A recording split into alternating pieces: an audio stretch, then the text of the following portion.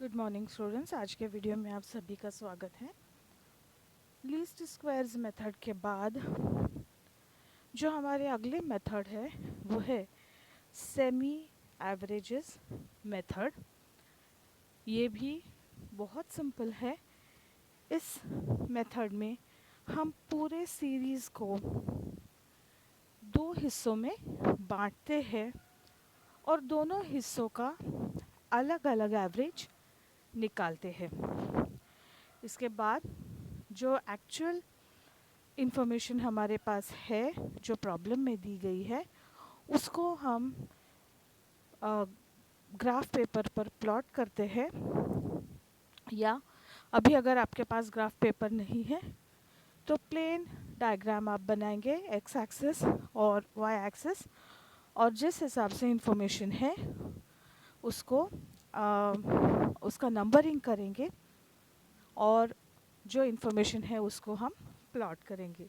उसके बाद जो हमने एवरेजेस निकाले हैं उनको भी हम उस पेपर पर प्लॉट करेंगे और दोनों जो पॉइंट्स हमें मिलते हैं, क्योंकि हमने सीरीज़ को दो हिस्सों में बांटा है और दोनों का अलग अलग एवरेज निकाला है, इसलिए हमारे पास एवरेज की दो वैल्यूज़ है।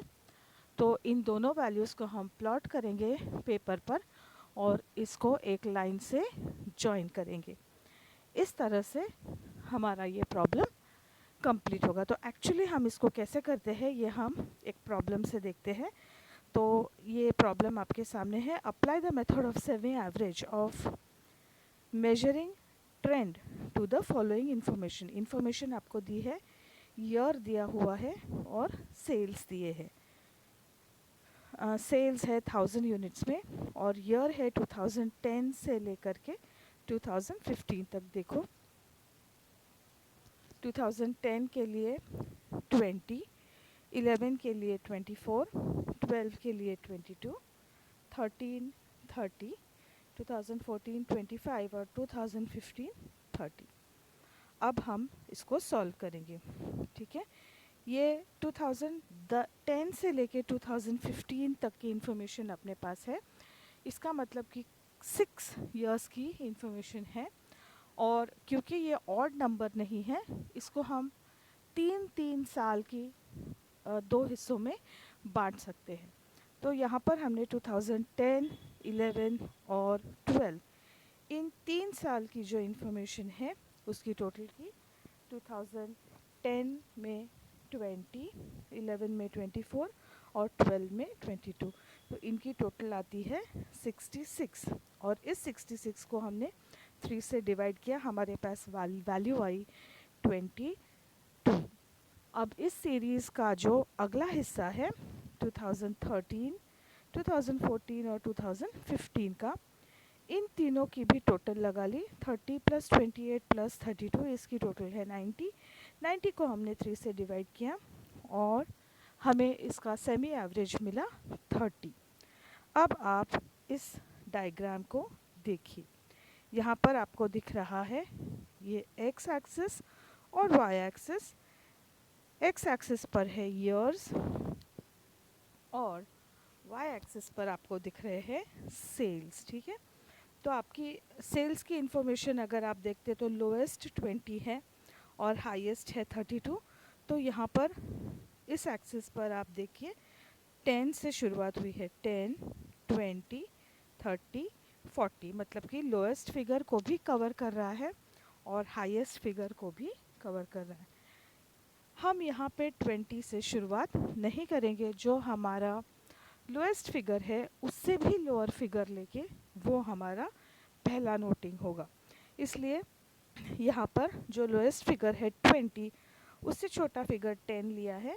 तो 10, 20, 30, 40 सब में 10 का इंटरवल रखा हुआ है।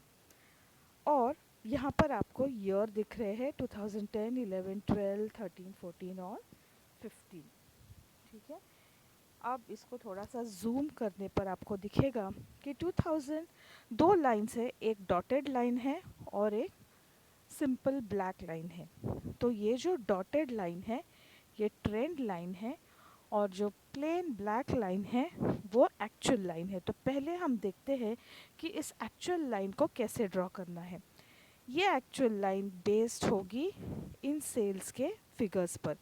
तो यहाँ पर हमारे पास इंफॉर्मेशन है 2010 में 20 है, तो उस हिसाब से आप देखिए ये है 2010 और यहाँ पर 20 प्लॉट किया है।